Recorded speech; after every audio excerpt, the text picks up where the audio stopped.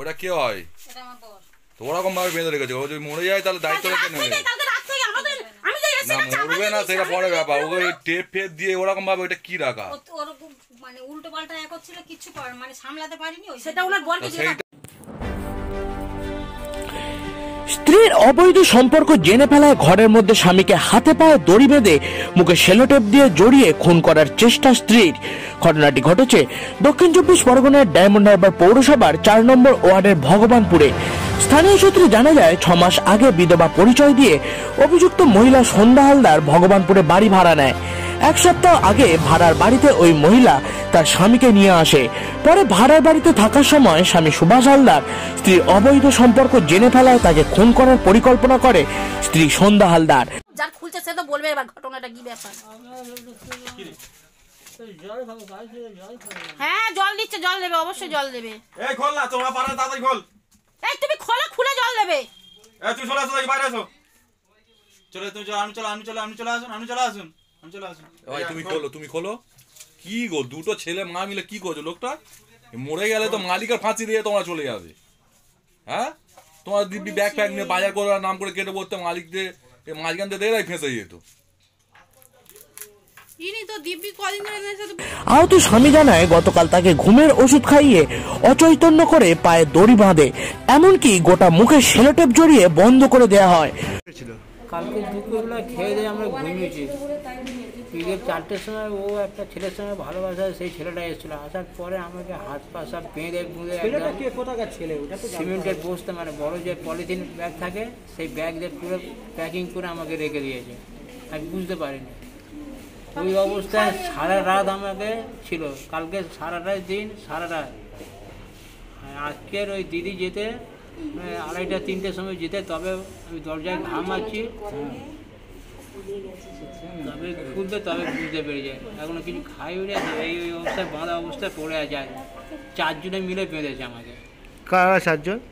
আমার 2 ছেলে, বউ, আর আমার একটা বউয়ের ছেলের সঙ্গে যার ভালোবাসা আছে। অন্যদিকে পাশে থাকা ভাড়াটিয়ারা বাড়ির মধ্যে থেকে আওয়াজ পেয়ে আচার মধ্যে ঢুকে দেখেন স্বামীকে হাত পা বেঁধে কম্বল জড়িয়ে খুনের পরিকল্পনা করেছে স্ত্রী সন্ধ্যা হালদার। তুমি চুপ করে থাকো, এনাকে জিজ্ঞেস করবো ইনি কি বলে। ইনি কি বলে এনাকে জিজ্ঞেস করা হবে, তুমি নয়। আমাদের ঘরে জীবনে কোনোদিন হয়নি, তোমরা একই কিন্তু করেছো। তোমরা বাড়ির বদনাম করে দিচ্ছ, তোমরা ছায়া দেবো নাকি? ঘটনাটা হয়েছে কালকে 4:30টার সময়, আমরা কিছু জানি না, ঠিক আছে। সকালবেলা যখন ঘুম থেকে উঠি তখন আমাদের পাশে আরেকটা ভাড়াটিয়া আছে, ওই যে মেয়েটা আছে, ও বলছে যে এরকম কালকের ওরা স্বামী স্ত্রী ছেলে মিলে খুব অশান্তি করছিল।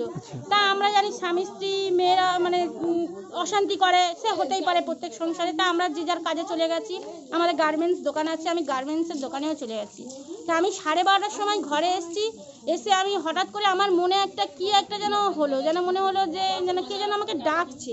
তখন আমি এই মানে যে ভাড়ায় থাকে আমি ওনাদের কাছে এলাম, এসে দেখছি ওনার বউ রান্নাঘরে খাচ্ছে। তখন আমি ওনাকে বলছি যে তোমার স্বামী কোথায়? বলছি আমার স্বামী হচ্ছে চলে গেছে। আমি বলি চলে গেছে, ঠিক আছে আমি তোমার ঘরটা সার্চ করব। বলে ঠিক আছে, বলে উনি আর ওঠেনি, উনি মুখ নিচু করে খাচ্ছে। এবারে আমি ঘরে দরজাটা খুলতে যাব, ছেলেটা এবারে দরজাটা খুলছে না, চুপ করে দাঁড়িয়ে আছে, ঘর অন্ধকার। আমি বলি এই দরজাটা খোল, আমি ঢুকবো। যেই ঘরে ঢুকেছি তখন অন্ধকার ঘর, হঠাৎ করে দেখছি যে হচ্ছে অন্ধকার ঘর। তখন দেখি আমি বলি আলোটা জ্বাল, বলতে আলোটা জ্বাললো। এবার দেখছি সঙ্গে সঙ্গে ওর বাবাকে, মানে বাবাকে বাঁধা ছিল, বাবাকে এরকম করে চাপা দিলাম। বলি কি চাপা দিলি? বলে আমি সঙ্গে সঙ্গে খুলে দেখছি ওর বাবাকে পুরো এরকম উবুর অবস্থায় বাঁধা, কম্বল মুড়ি দিয়ে পুরো লাইলন দড়ি দিয়ে সে বিভৎস করে বাঁধা। আমার ফোনে ছবি আছে, দিয়েছে দাদাকে, না দেখলে আপনারা বিশ্বাস করবেন না। তারপর যখন ওনার হচ্ছে মুখটা কম্বলটা সরানো হলো, কম্বলের ভেতরে মুখটা সরানোর পর দেখছি পুরো সেই টেপ, সাদা টেপ দিয়ে পুরো এইখান থেকে চোখ টোক এইগুলো সব বাঁধা, শুধু নাকের ফুটো দুটো দেখা যাচ্ছে, মুখ টুক সব, চোখ টোক সব, শুধু ফুটো দুটো দেখা যাচ্ছে। হাত ফাত এমনভাবে বেঁধেছে লাইলন দড়ি দিয়ে, পুরো এইখানটায় পুরো চামড়া পুরো একদম পুড়ে যায়, যেমন পুরো সেই চামড়া পুড়ে গেলে যেমন সরে যায়, পুরো সেই রকম হয়ে গেছে, না দেখলে বিশ্বাস করবেন না। পায়ে ওরকম। তারপরে কি করলেন আপনি? তারপরে এবার আমি চিৎকার করে ডাকলাম আমার স্বামী, এই নতুন ঘর হয়েছে আমাদের পাশে, আমার স্বামীকে ডাকলাম। আমি এই যে আমার শাশুড়িকে মামা বলে ডাকলাম যে তাড়াতাড়ি আসো, দেখবে আসো কি অবস্থা। বলে আমার স্বামী, আমার বাড়ির লোকেরা, মানে আশেপাশের লোকেরা সবাই ছুটে গেল। গিয়ে এবার আমাদের ক্লাবের ছেলেরাও ছিল, টোটন বলে সেও ছিল। এবার গিয়ে এবার ওনাকে দড়ি দিয়ে ওই কেটে কেটে কেটে কেটে ওনাকে আবার ভালো করে মানে দড়ি টড়ি কেটে আমি কেটেছি, ছুরি দিয়ে দড়ি টড়ি কেটে ওনাকে আবার বসিয়ে জল টল দেওয়া হলো। আমি বিস্কুট কিনে এনে ছেলে মাকে অ্যারেস্ট করেছে? হ্যাঁ, পুলিশ এসেছিল? তার আগে তো দমভর ভোর সবাই মিলে দিয়েছে। যাই হোক থামিয়েছি। ঘটনাস্থলে এসেছিল? হ্যাঁ, পুলিশ এসছে। পুলিশ এসে ওনাদের দুজনকে আর ওনার মানে বউকে নিয়ে চলে গেছে। আমরা বলেছি যেন ওনাকে ওনার সারা জীবন জেল হয়, মারার কেস এটা, যেহেতু আমাদের বাড়িতে থাকে তো। আমার নাম পম্পা হালদার। কারণ এরকম কেস আমাদের বাড়িতে কোনোদিন হয়নি, এই ফার্স্ট হলো। ঘটনাটি যদি চাঞ্চল্য ছড়িয়ে পড়ে গোটা এলাকায়, পরে খবর দেওয়া হয় ডায়মন্ড হারবার থানার পুলিশকে। ঘটনার খবর পেয়ে ডায়মন্ড হারবার থানার পুলিশ আহত ব্যক্তিকে উদ্ধারের পাশাপাশি অভিযুক্ত স্ত্রী ও 2 ছেলেকে আটক করে। আহত স্বামী ডায়মন্ড হারবার সুপার স্পেশালিটি হাসপাতালে বর্তমানে চিকিৎসাধীন। অন্যদিকে আহত স্বামীর বাড়ি বালিগঞ্জে, তিনি ইলেকট্রিকের কাজ করেন। ঘটনার তদন্ত শুরু করেছে ডায়মন্ড হারবার থানার পুলিশ।